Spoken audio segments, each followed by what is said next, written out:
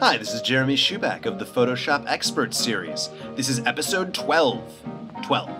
How to remove anything from an image. Part 1. So in this part, we are going to be talking about automating it. I could get into the stamp tool, but why bother? So first thing you always do when correcting anything is you create a new layer, because you never want to make adjustments on the layer itself. Just in case a mistake is done, you can always go back. This guy looks pretty awesome, pretty cool. Why did I just say that? This guy looks fine, except there's a pimple right here. So I could use the stamp tool to fix it. We're just going to use the spot healing brush. I'm going to click it, and it is going to be fixed. Or I could go in and I could use the patch tool. So I just I don't select around the area that I want it to look like, because if I do that, notice I need to be on the layer of in order to do this. I can't do it on an extra layer, which kind of hurts me.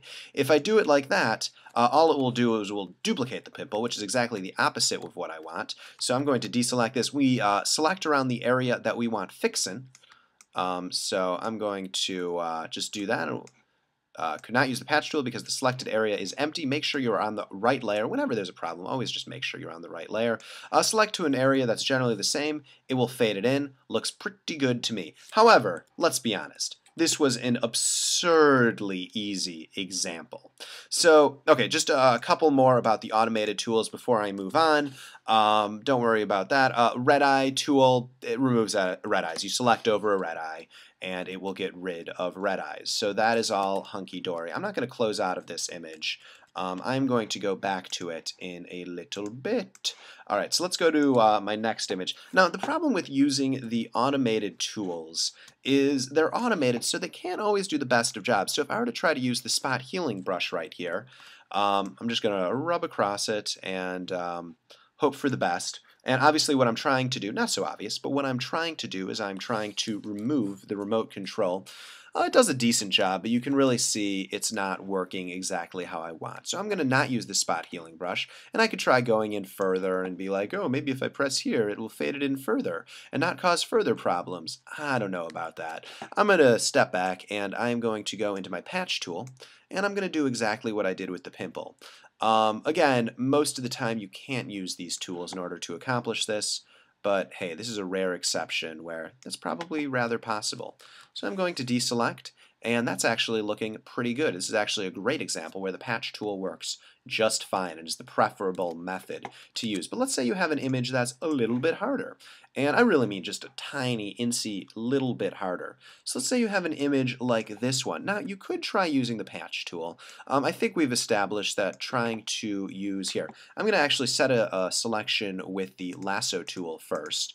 And one thing that I want you to notice is I'm making sure to maintain this edge. So I've maintained that edge right there. Then I go into the patch tool. Then I kind of move up for what I want to do with it. And I'm going to deselect. And what I want you to notice is in its efforts to fade this in, we get a problem. We don't get this nice solid edge.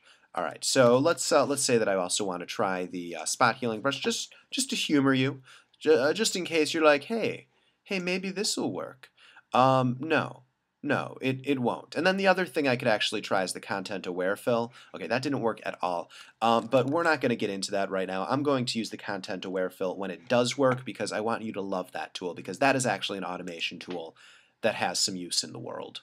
As opposed to these, which I guess red eye removal is good, but there's simpler tools than Photoshop to remove red eye. We're going to use the stamp tool. I'm sure you've used the stamp tool before.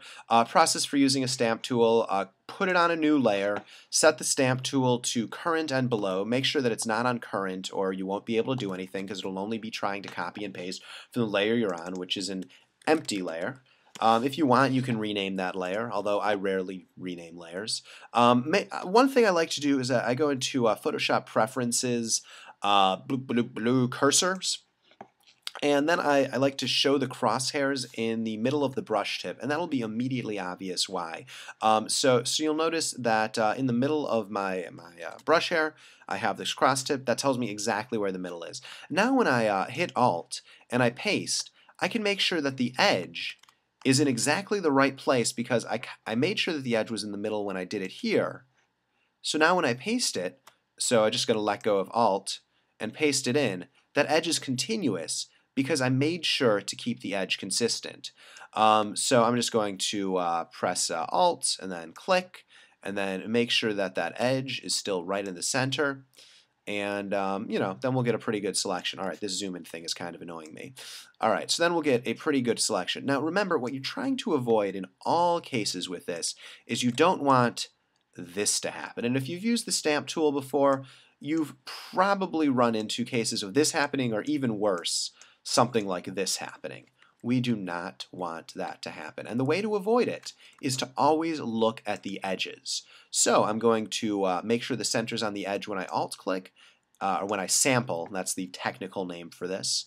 And then when I go back here, I can, do this. All right, now I told you to do it on a layer above, and I'm just going to go, if I really wanted, I could probably use one of the automated tools for an easy section like this, but it's not hard for me to go in and just fix all this. You'll notice that I'm actually sampling between almost every single click. We're going to get rid of that red dot in the middle because it's kind of hard to see what's happening with it there. That was just there so you could see whenever I mouse clicked, but if I know anything about this audio, you'll actually hear every time I click the mouse, and it's pretty obvious. Alright, so I can go in, I can increase this, and you know what? That looks pretty darn good. I would have not known a remote control was there a mere minute ago, and quicker if I hadn't been talking to you this entire time.